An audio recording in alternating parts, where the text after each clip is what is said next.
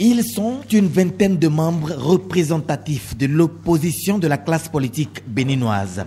Mu par le souci de transparence, le président de la Cour constitutionnelle a autorisé la presse à couvrir l'intégralité de la séance. Après avoir écouté ses hôtes, Joseph Diogbenou a souligné que la pertinence des préoccupations ne doit aucunement faire perdre de vue que ce sont des recours qui doivent donner lieu à des décisions. Il a par ailleurs rappelé qu'en matière électorale, 2 dispositions majeures situent les prérogatives de la Cour constitutionnelle. L'article 81, alinéa 1er, juge de la validité. On va dire la validation a posteriori. C'est de la Cour constitutionnelle qu'on sait que les élections sont valides. Mais l'article 117 de la Constitution, dans l'un de ses points, dispose que la Cour constitutionnelle statue sur la régularité. Mais cette fois-ci, en cas de contestation, vous avez compétit, il y a des contestations tendant à faire croire qu'il y a un souci de régularité. Le juge constitutionnel est appelé au thème de l'article 117 à statuer lorsqu'il y a contestation.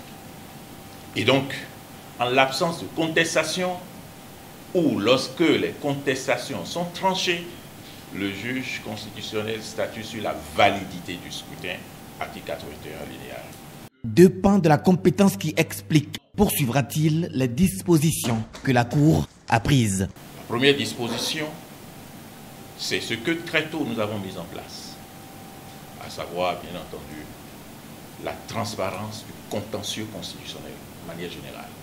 La deuxième chose, c'est la démarche classique, nécessaire, préventive, de concertation institutionnelle. Évidemment, ces concertations institutionnelles ont commencé. Pour les élections transparentes, bien entendu, il était possible à la juridiction constitutionnelle d'attendre qu'elle soit saisie ou que au moment où elle se prononcera sur la validité, qu'elle se prononce. Mais évidemment, j'avais évoqué tantôt la culture démocratique que nous avons, qui est une culture de démocratie tout aussi participative. Et c'est dans cette démarche institutionnelle que les rencontres avec la juridiction en charge de l'organisation du scrutin, ces rencontres ont commencé.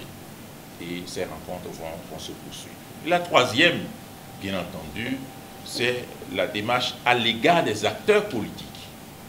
Vous nous donnez cette première occasion, mais nous reviendrons vers vous, bien entendu, de manière élargie. Tous les acteurs politiques par rapport auxquels nous allons exprimer ce que, évidemment, nous attendons. Les membres de l'opposition politique ont saisi l'occasion pour énumérer toutes les questions relatives à certaines dispositions de la loi. Le président de la Cour a accepté de recevoir l'opposition dans son entièreté parce que justement cette opposition se pose des questions sur le processus électoral. L'opposition fait donc l'essentiel pour assurer la veille parce que pour nous c'est important. On souhaiterait quand même que les élections se déroulent dans de très bonnes conditions, qu'après nous ayons tous le sourire. L'interprétation de l'article 242 est une interprétation importante pour l'opposition. C'est vrai que le président demande à l'opposition, aux partis politiques de faire leur propre interprétation. La liste USL est composée de plusieurs partis politiques de l'opposition et donc nous allons défendre la bannière USL et nous sommes totalement ouverts par rapport à ça. Donc rassurez-vous, le principe de l'unité de l'opposition est martelé par l'Union sociale libérale qui représente cette opposition. La ferveur électorale se dessine ainsi et se veut être une occasion de fête de la démocratie béninoise. Bien, bonne journée. Oui.